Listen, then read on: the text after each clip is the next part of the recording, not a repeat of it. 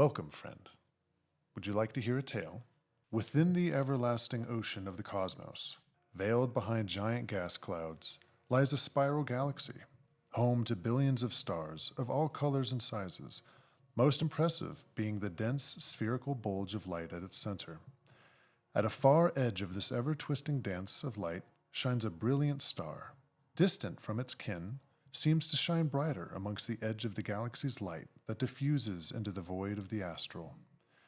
This star itself is the center of a solar system, composed of almost a dozen planets, between some of which lay meteor belts of stone and ice. Vast, cold, and quiet is this solar system, except for one of its planets that sits as the third planet from this brilliant sun, the planet Tuandra. Looking from on high, there are vast, deep blue oceans, sweeping white twisting clouds, and multiple uniquely shaped continents and landmasses, of which we find ourselves gazing upon the continent of Rovaksole, a large solitary continent resting in the southern hemisphere of Tuandra. With its northern end almost reaching the planet's equator, and its southern end blanketed under the white glaciers of the frozen south, Rovaksole is home to lush tropical rainforests, vast rolling grasslands, dramatic and jagged mountain ranges and fjordlands, and many more environments. This land is also home to dragons, giants of old, and mortals. Long, long ago, during the creation of this land, there was a time known as the Age of Red Clay. For a long period, there were continuous battles between elements of fire, rock, wind, and water. Once these elements quelled their chaos and began to rest, the seeds of life emerged from the cracks of creation. Along with it, so arose a new deity, the Queen of the Stone Age, the stewardess of nature and elements, the daughter of the ocean and of the land. This queen, though a singular entity, was also the collection of 5 different aspects of life and death, each of the 5 with its own avatar to steward its resembled aspect. Through the encouragement of song and tenderness did she help these seeds develop root and stem that would eventually grow and sprout and evolve into beings. With the passage of time, there came massive elemental giants, a vast and diverse population of cunning and powerful dragons, as well as divine constructs, the likes of angels and devils, all of which roamed and shaped the world to their image. From the seeds of these powerful entities' own doing came mortals, passionate and persuadable beings who were easily driven by creation, conflict, and appeal. In time, societies were formed and forgotten, boundaries drawn and erased, and an endless and terrible conflict ensued. There is little record nor preserved knowledge from the Age of Red Clay, but it is believed that in these ancient times the elemental giants, if not slain from the many battles, retreated far into the wilderness. What became of them is now myth or forgotten. The dragonkind withstood the trials of conflict through their numbers, though now diminished, and have continued their individual pursuits for knowledge, power, or prosperity. Proving their practicality and resilience, mortals eventually began to form kingdoms, achieving technological gains, and through alliances with the gods and deities began to harness divine and arcane crafts and practices. This, in turn, began the Age of Common. During this time, nations and kingdoms corresponded, intermingled, and clashed with one another. Throughout hundreds of millennia, nations rose and fell, monsters came and went, and mortals continued to advance, expand, and became the dominant life form across the world. Dragon populations began to lower and migrate to more hospitable habitats. Some mortals lived in peace with dragons, while other mortals waged war on them. To some mortals, dragons were antagonized for various reasons. Many people feared the inherent and fantastic powers of the dragonkind that way they were born with. The power to inspire creation or to level a city, all at the whim of some type of astonishing beast. During the Age of Common, divine constructs and deities became increasingly rare to interact with. Some deities were either destroyed during the wars of the previous age, others forever banished or imprisoned, and others simply withdrawing themselves from the material world, conducting small acts of interaction or influence. Lesser deities and their powers were forgotten through a loss of followers and influence, and now wander in between worlds. Change, being the most constant and unseen force in the universe, occurs in so many ways. Sometimes in small ripples, going largely unnoticed, other times as massive as a sweeping tidal wave smashing upon the shore of time, becoming the figure that would definitively declare an end to the Age of Common. Somewhere on the continent of Rovaksole, a mortal man beheld mysterious yet tremendous power, transcending the limits of a mortal soul and mind, and thus becoming an arbiter of enlightenment. It is said that for a short time this arbiter walked amongst other mortals, traveling from nation to nation, seemingly unnoticed as they rediscovered the world through new eyes. Over time, this arbiter began involving themselves, at first through small acts that some would proclaim later as miracles. After gaining influence and positioning themselves in positions of authority, this arbiter divulged onto others their wisdom. Seemingly quickly, this arbiter was able to elevate from one of the common mortals to the supreme figure of authority and power. Yet, they did not gain power or wield it through malice or conquest. Through the unification of all the kingdoms and nations within Rovaksole, this now High King sought to elevate all people and share with them profound knowledge so to advance technologies, philosophy, medicines, arcane practices, and civilization itself. Thus, the Empire of Mindther arose, and with it the Age of Enlightenment. Arcane technological achievements abound, industrial and medical breakthroughs occur regularly, as well as far-reaching and engrossed contemplation of the cosmos and the divine.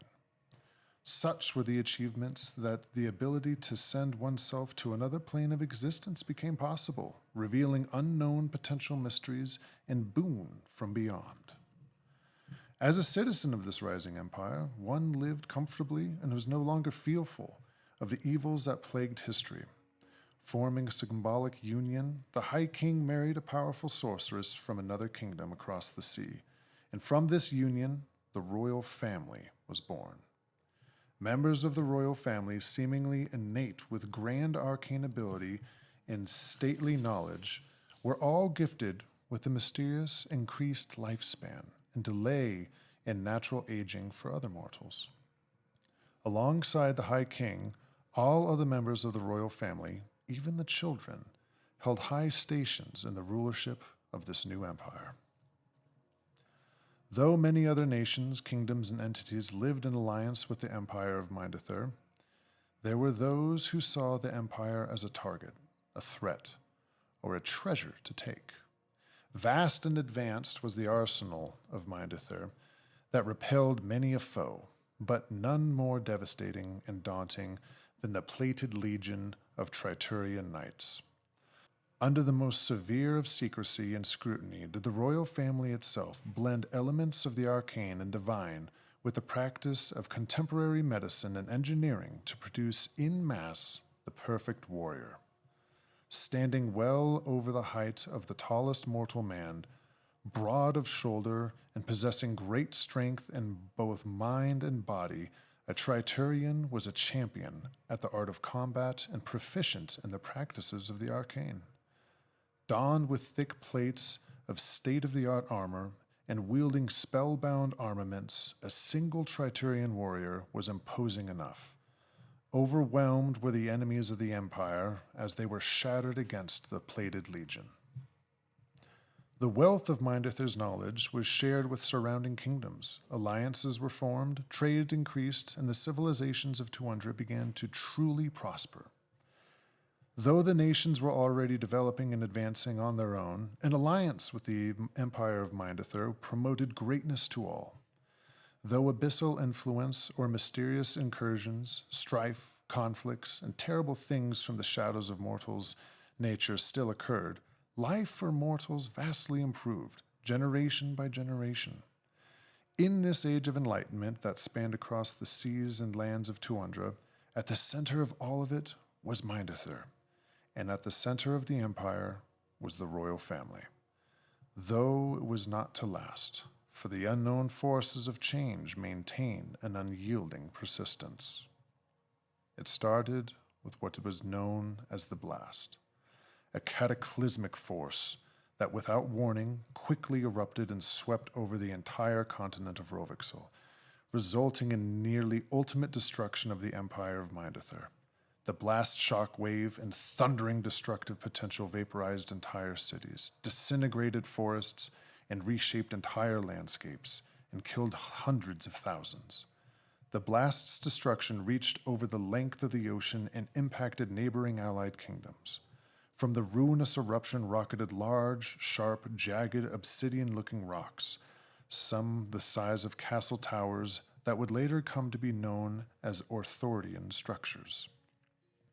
They were jettisoned into the sky only to fall back down onto Tuandra and impacted like meteors from on high across the continents.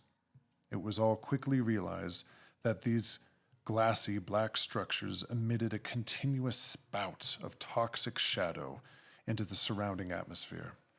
Arcs of black lightning would lash out, disintegrating those who approached. Before the dust could even settle, and in the immediate wake of the blast, as the Orthorian structures rained down, an ebony-colored cloud of toxic shadow, taller than mountains, rapidly unfurled, quickly covering nearly half of the planet, consuming the ravaged lands. From the gloom of this shadow poured out its abhorrent and alien monsters of pallid flesh and twisted bone that began to terrorize and massacre the shocked and unprepared survivors of the blast. Over Tuandra, millions of lives were lost within the first hour, millions more by the end of the first day, and many, many more lives would be lost in the conflict and strife that would follow. Starting from the event of the blast, and in the next 100 years of suffering and conflict to follow, this period was later deemed the Fall. Though near the edge of oblivion, all hope was not lost.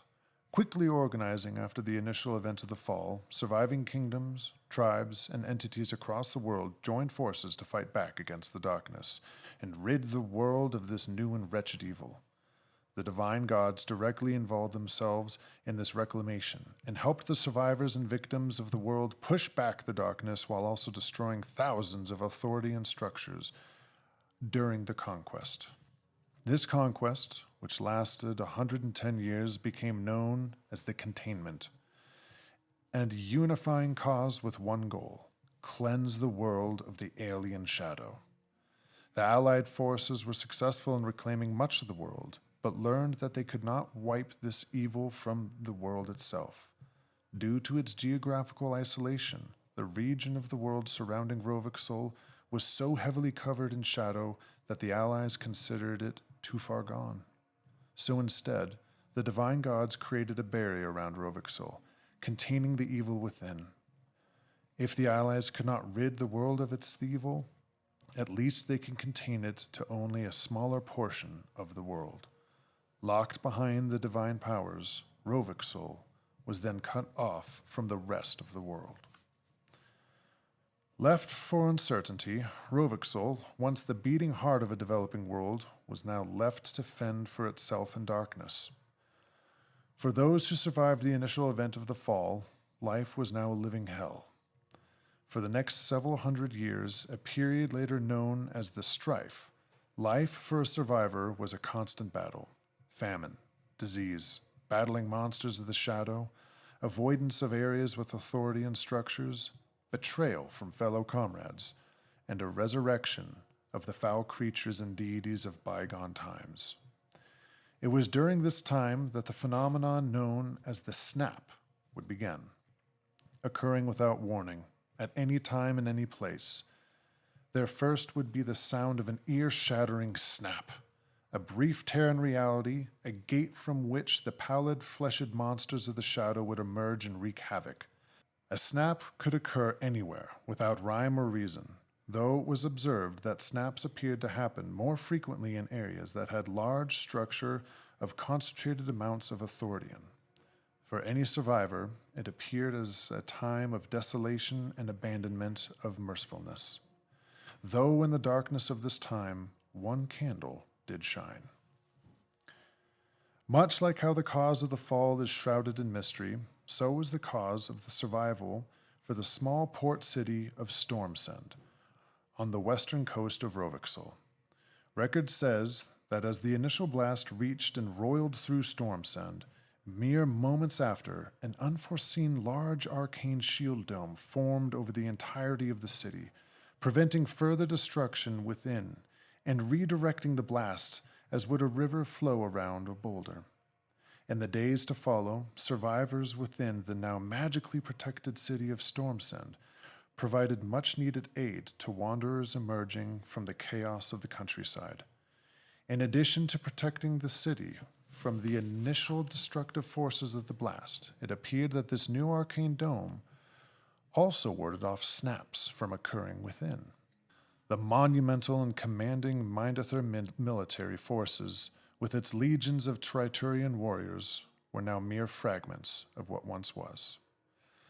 Rising from the ashes, knights, paladins, mages, and infantry of the Empire were able to muster what resources and courage they could to defend what was left. Of the remnants of the Empire's military, not a single living Triturion was to be found. Empty shells of armor or torn-apart corpses were all that remained of the mighty and unique warriors of Mindther. The chaos of the fall generated many questions, most of which were left unanswered. The once grand and monolithic temples, built for many of the gods, now heaps of rubble and tattered banners. Surviving the first moments of the blast before the arcane dome apparated, a small chapel of Bella Rose, the goddess of light, stood seemingly unscathed. For such a humble structure of granite slab and lumber, with a single lantern hanging above its door, to survive the forces that toppled cathedrals of steel and industrial masonry, many saw it as a miracle, and as a sign from the divine that in these dark times, those who were faithful to Bella Rose and the path of light would be able to strive through and dispel the darkness. Thus, a new denomination of Bella Rose began, the Last Lantern. In time, Stormcend became a sanctuary and a target. Though this arcane dome seemed to prevent maleficent arcane powers from penetrating, the dome did not stop creatures or beings of evil from entering. In addition to the horrors of the shadow, ancient entities and reawoken evils began to attack the city and its inhabitants. Unholy servants of the five hells, ravenous creatures and furious dragons brought about their own terror. The remnants of the Empire's military and clerical forces strained to fend off the continued wicked waves. In one particular onslaught, as hordes of enemies penetrated into the city and hoped seemed nearly lost, walking out from the soil at the center of Stormcend emerged what could most closely be described as a man. A figure seemingly made of glimmering steel, with 3 glowing eyes, aided in the defense of Stormcend. With incredible arcane power and mythical speed did this being assist in fending off the enemies of Stormcend. At first astonished and uncertain of this new being, the survivors of Stormcend shortly welcomed their new savior. This mystical and metallic being helped the survivors in their efforts to rebuild the city and shore up its defenses. Capable of great strength, the ability to heal, and profound knowledge, the Steward of Steel was a pivotal force for empowering the people to do more than merely survive, but begin to rebuild. When asked by the people what its name is, the being was only silent, so the people titled this metallic helper the Steward of Steel. As more survivors were able to make their perilous journey to this new beacon of hope, and the number of survivors continued to increase, A governing of resources and delegation of tasks was needed. In short time, this once small port city was rebuilt and began to develop into something more. Dense walls were constructed at the very edge of the arcane dome to stave off further ground attacks. Outside of the dome, fields began to grow again. And with it, the development of farms and agriculture. Observing the seeds of hope beginning to take root and grow, without a word or farewell, the Steward of Steel walked back into the same ground, as if walking into a pool of water at the center of Stormcend, and disappeared. Great concern washed over the people of Stormcend, realizing that their mystical leader had seemingly abandoned them. The people collected themselves and began to debate the next path forward, theorizing that the fall was brought about due to the reign of an all-powerful monarch who disdainfully wielded the arcane and who had no system in place to counter-argue or check any policy or decision. With no delay, a new form of government was formed. The Oligarium was composed of an elected council of 4 members, each representing a different branch of government. Each council member carried the same authority and voice. This new High Council would provide oversight to all major decisions, form new policy and law, and all agreed upon as one mutual decision. Those who transgressed the new laws of the High Council were swiftly punished. The first branch, which oversaw the military and law enforcement, became known as the Forta Milius. Living within these hellish times, soldiers of the Forta Milius were regarded as well-seasoned and fearless veterans, willing to commit the ultimate sacrifice for their people.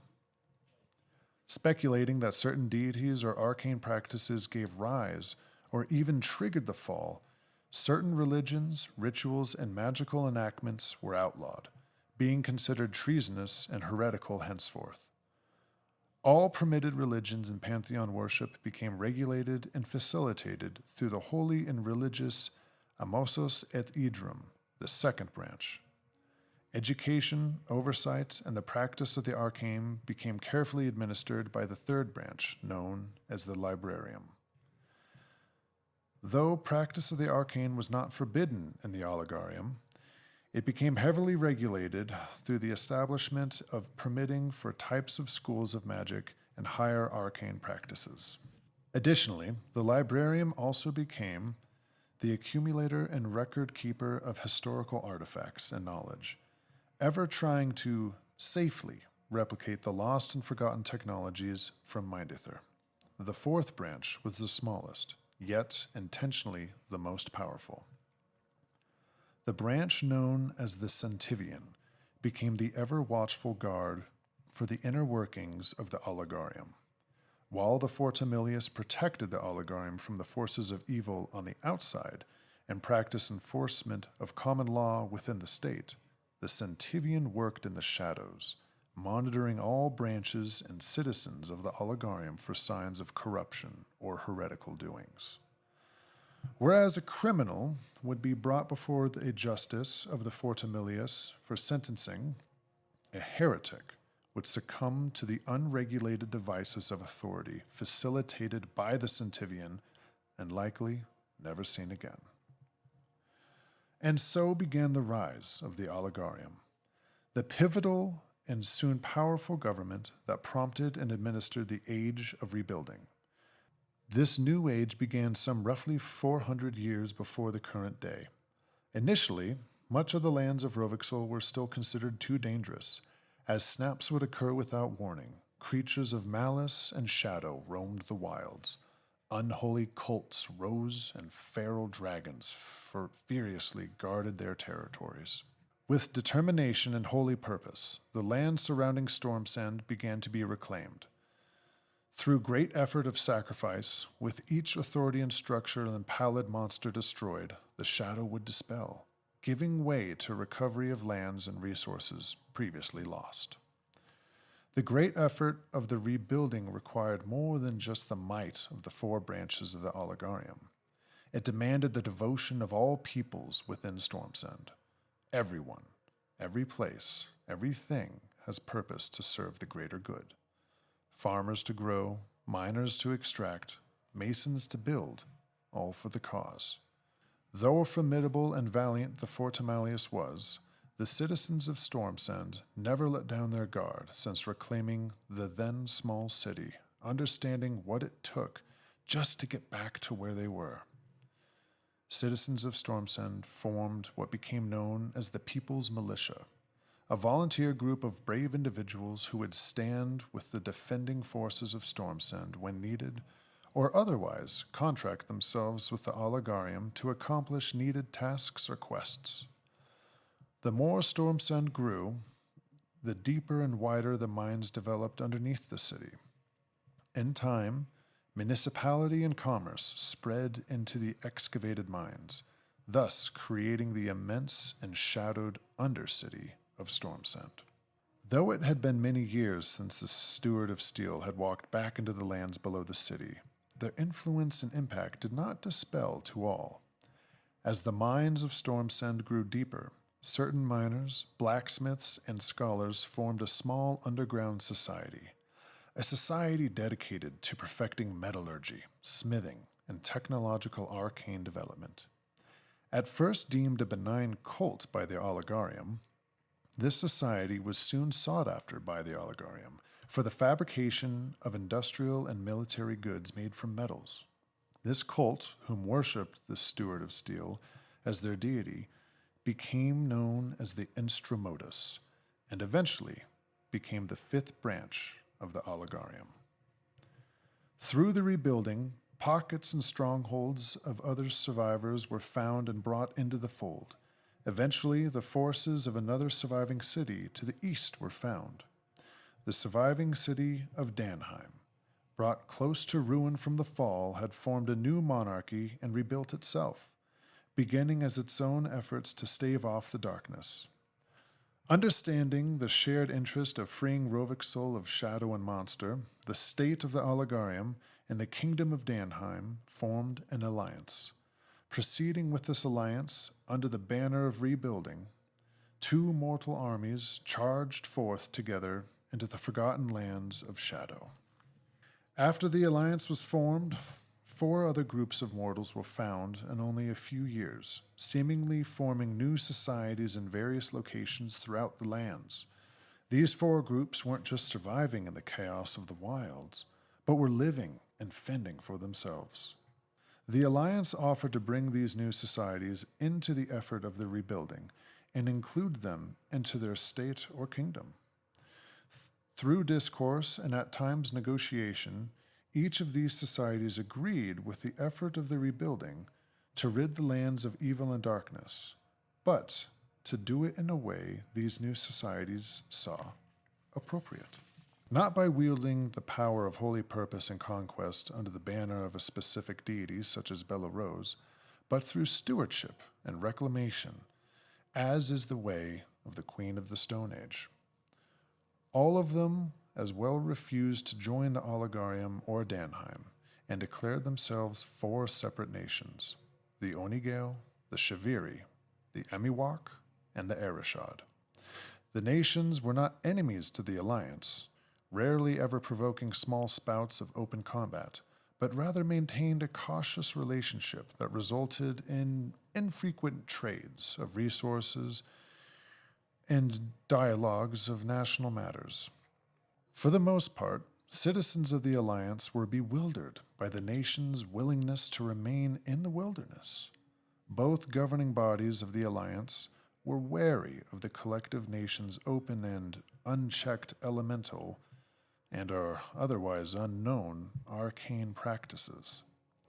Through the brew of uncertainty, many of the Alliance citizens become suspicious of each of the nation's way of life and practices, concerned that these nations may be conspiring with one another or ancient or forgotten deities.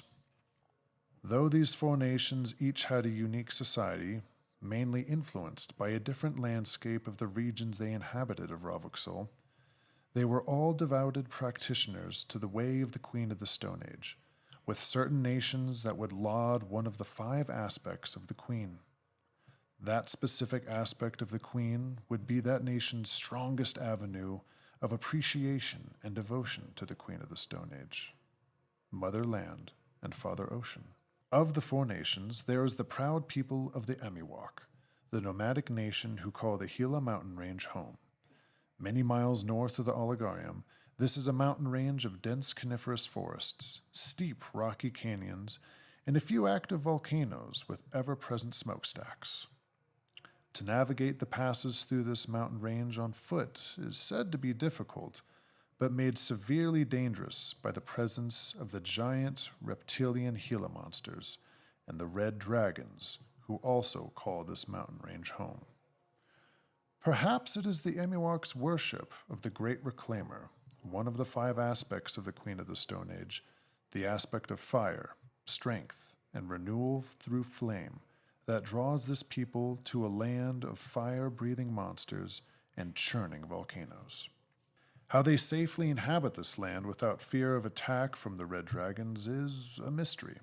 What is known of the people, some of which appear to have an innate ability to wield and mend flame, is that they appear to exercise peaceful lives, traveling in communities with their herds of elk, living with the land, and commonly practicing burning of the landscape to rid the land of any shadowed evil and regenerate the natural habitat.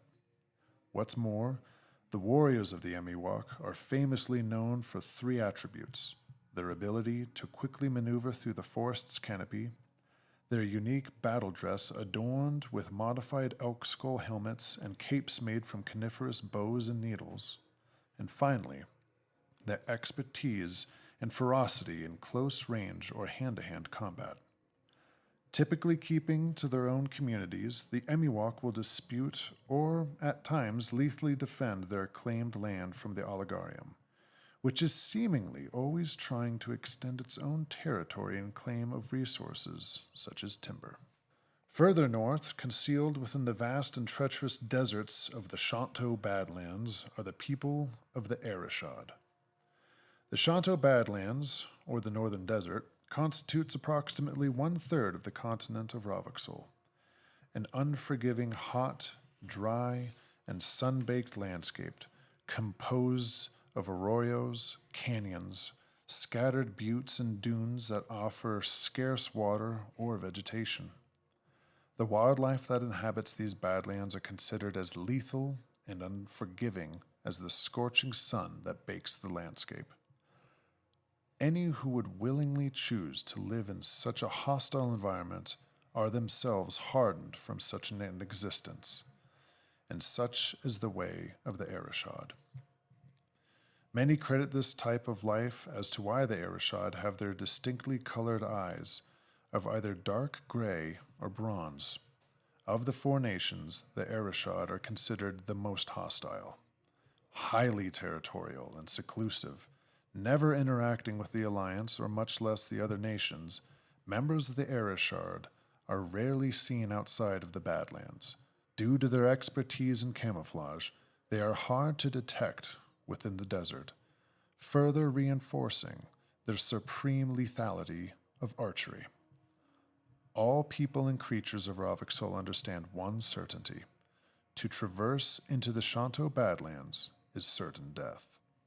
Either from the stress of the heat and environment, being hunted down by the savage wildlife, or ending up with an arrow in your heart without warning from an unseen archer. There have been many attempts by skilled explorers, small armies, and ambitious diplomats to try and penetrate the desert, and all perished. Little is known of the Arishad or their desert. Little is known of the Arishad or their desert, though there are numerous legends about both. Some of the oldest and most famous of which tell of a massive lone mountain that rises from the center of an ocean of dunes, obscured behind a tall maze of stone. There are many mysteries still throughout all of Rovaksole, but many mysteries that will likely remain unanswered lie within the vast northern desert. South of Stormcend, but west of Danheim, rests the beautiful Jade Rainforest, Often veiled in mist and soft rain, this lush forest grows so tall that the forest floor is an environment of perpetual shadow. The natural shadow that lives quietly behind or under most things, resting as the absence of light. Not the alien shadow that has brought ruin to this land and time. Adapted to this darkness and living in harmony with the forest are the people of the Shiviri. Having lived in shadow for so long, most of the population's skin pigment has changed to dark hues of blue or purples, while also they have adapted to the darkness, allowing sight and otherwise blackness. Of the four nations, the Shiviri are inherently the most gifted and skilled in the ways of the arcane. Seemingly using their gifts in everyday practices of life, they also incorporate their arcane craft into the worship of Resh, the cosmic patterned links that represents the connection of the Queen of the Stone Age to the astral, so to be bestowed visions or glimpses of prophecy and foresight. Many say the Shiviri are blessed by starlight, and that is why all their people have a distinct light silver marking on their forehead. At the center of the Jade Rainforests exists one of the modern wonders of Rovaksole, the Massouj Lake. Lying atop a massive dark stoned butte that rises high above the forest canopy, the lake continuously spills gentle waterfalls over the butte's edge, raining into the forest below. What springs feed this lake so high up has mystified scholars and theorists alike, but it is said that there is no purer water in all of Rovaksole than that from the Massouj Lake. Long has the Oligarium been wary of the Shiviri, citing the nation's inscrutability and adaptation to a life in shadow, along with their seemingly excessive and precarious use of the arcane. Though many others find the culture of the Shiviri enchanting, being a life full of artistic beauty, skilled musicians, and astral philosophy, perhaps the Oligarium has merit to their caution. As secret as the dark side of the moon, there are whispers that within the Shiviri, even hidden from their own neighbors or family members, exist rings of worshippers or cultists who toil for the enchantress, an ancient and mischievous and malevolent entity who is said to be unpredictable with her boons or her curses. South of the Jade Rainforest, on the western coast of Rovaksole, lies a peninsula, of which a majority is covered in a toxic and mysterious region called the Fungal Forest, home of the Onigale Nation. There is little data preserved from before the fall, but no records suggest this forest existed prior to the fall. Booming in diversity, some fungal organisms reach higher than the tallest towers of the Oligarium, while other specimens could sit on the tip of a finger. A majority of the forest appears in shades of an off-green, though due to the diversity of the fungi community, there is a range of colors abound. Beautiful and curious as it may appear on the outside, the fungal ecosystem is teeming with dangerous fauna, the likes of carnivorous insects and giant terrestrial crustaceans. In addition, lethal is the air one would breathe if they were to walk into this forest. Even with only a few breaths of the air filled with toxic spores, one could collapse and die in a matter of minutes. Over many years, scholars and herbalists have tried to collect samples, identifying potential uses for medicines or lethal poisons. The forest itself is an ever and slowly growing community of fungi, sending up new stalks wherever a spore may land. Once a spore lands, it has been observed that the very soil becomes tainted, spreading an underground system of fungal roots, which has been deemed near impossible to control once established. Fortunately, for the rest of the continent and its inhabitants, the wind stewards of the Onigale Nation dissuade the fungal forest from further encroachment. Through their worship of Quag, the Queen of the Stone Age aspect of wind and storm, the Onigale have mastered the harnessing of the wind and have thus generated a continual storm of wind that blows fierce winds through the Gale Valley, preventing the spores from traveling further inland.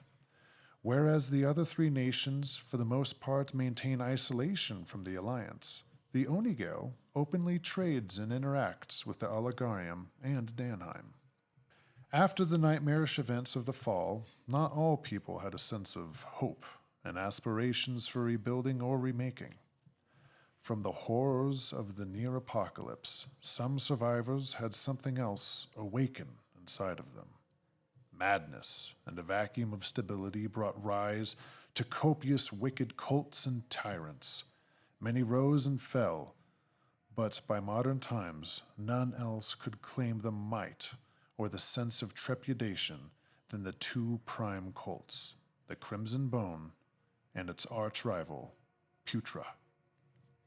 Nestled deep within the treacherous Crowcutter mountain range, the Crimson Bone have claimed the ruins of Carthage, a shattered skeleton of ruins survived from the time of Mindther, as their stronghold. From here, ravenous raiding parties torment the surrounding lands, murdering, sacrificing, or enslaving all who they cross. The Crimson Bone seeks to prey upon the weak and appease their goddess, Naha Olis, the serpent-like mutant goddess of Leviamuth, one of the 5 planes of hell. Typically adorned with skulls, bones, and the hides of their victims, their twisted flesh painted in tormenting patterns of red, warriors of the Crimson Bone howl and cackle as they rush into battle, their minds mad with bloodlust. Though all nations of people despise and oppose the Crimson Bone, none have more deep-seated hatred for this cult than the Emiwok. Long have these two forces clashed with seemingly no relief in sight. Numerous in their number and violent as the Crimson Bone are, a thick fog of mystery and fear envelops the cult of Putra, a group whose number remain unknown and are seemingly leaderless. Little is known of this cult, aside from their devoted worship to Isle, the goddess of the hell plane of Histos, who promises unbound knowledge to her followers. Putra does not wage their battles with swords or siege weapons, but instead with unseen devices. Lurking behind closed doors or in forgotten dungeons, the Putra are developers and alchemists of wicked potions and contagions. When there is an outbreak of a virus that turns its victims into cannibalistic and contagious mutants, Putra is only to blame. Accusations, conspiracy, and doubt seemingly allow these true cultists of Putra to slip between the fingers of those who would wish to ensnare them. It is theorized that the Crimson Bone and Putra were once one entity, but then fractured by an ideological rift, resulting in the violent feud that currently exists between the two cults. Clergy members of the Alliance claim that this schism was brought about by the original founders of Putra desiring to include the worship of Isle into the Crimson Bone, in addition to the continued worship of Naha Olis. There are few and heavily guarded surviving historical records regarding the pantheon of the Pentabis, or the 5 Hells, all of which suggest that the rivalry between the different rulers of each plane of hell is despotic and merciless, thus supporting the theory that Crimson Bone members loyal to Naha Olis viewed this introduction of another goddess of hell as an aggression against their benefactor, leading to a conflict and separation. Contrarily, scholars and members of the Centivian theorize that the schism between the cults was brought about due to the slow development of differing ideologies regarding means of survival. Through a long history of conflict and interrogation, it is known that the Crimson Bone's motives are based off of the ethos of destroy all to destroy the trap. In translation, the Crimson Bone believes that Rovaksole is a trap, and that simply living on Rovaksole will slowly weaken and kill you, unless you become more powerful by destroying the weak, which will eventually allow you to break free from the trap. On the other hand, Putra's ethos of survival is compel adaptation or languish and fade. In meaning, Putra believes in and practices extensive chemical, biological, and physiological augmentation to the body and mind in order to overcome the trap. Putra attempts to engineer a mutagen effect that will bring forth the next phase of a mortal being, a transcendence. Instead of sacrificing their victims, they capture and subject their prisoners to new tests of the mutagen, variations of potions or experiments. The more lab rats, the better the chance of creating a successful mutagen. Most of their victims succumb to a ghastly death, thus deemed unworthy of the change. Those who are worthy of the change transform into mutants, zombies, abominations that are incredibly dangerous in a variety of ways. Even so, from all these varying nations and tyrants, rumors and stories grow like weeds in a garden. The only story that falls shy of the Shadow's ability to instill fear is that of the giant cannibals who roam the southern hills. Not considered a cult, a formal army, or even a civilized people, the barbarians of the southern hills hold domain to the gateway of the frozen south, often rumored to stand as twice as tall as a normal man and be able to pull trees from the ground. The untamed barbarians are perhaps considered to be more dangerous and territorial than the Arishad. It is theorized that their large size is a result of the Shade's corruption, or they are an inbred descendants of giants. What is known of the southern barbarians is that there are numerous small tribes of unparalleled fierce and cannibalistic warriors constantly at war with one another. Many travelers, heroes, and soldiers have traveled into the southern hills seeking adventure or knowledge, with only a few to return. The survivors tell tales of half-giant warriors, dressed in furs or paints, or even naked, appearing out of the hillside or rocks themselves, howling and attacking relentlessly until victory is achieved. Prior to modern times, numerous battalions of the Alliance tried to pierce into and seize these hills, only to be crushed time and time again by the savagery of the barbarians. With stories of horses being thrown and the heads of men being crushed by giant hands, ultimately, the ventures into the southern hills were deemed too costly. In time, the Alliance decided against trying to claim the southern hills, instead leaving those wind and storm-blown tundra lands to the awful barbarians. The clans stay in their hills, rarely traveling north for a raiding party. As does a myth try to mend a shield mangled from combat and tribulation, the many peoples and beings of Rovaksole strive to rectify their own world in their own ways. In this age of rebuilding, conquest, discovery, consternation, and hope are the day-to-day conflicting sentiments that stir in all hearts and minds. Some seek answers from the past, others strive for a greater future, while many focus on making it to the next day. As the hands of the many attempt to craft their fortunes, the ever-present shadow lurks, its tendrils slithering and striking unpredictably throughout all of Rovaksole. The potential for hope and calamity abound. Only those intrepid enough have chance of swaying the fates in their favor, or perishing. Whom will sway the fates? Can conflicting ideals be settled so as to unify the cause of the many, or shall conquest vanquish the frail? Will the light shine over these lands again, or will Rovaksole fall further into the darkness? Intrigued? Then let us begin.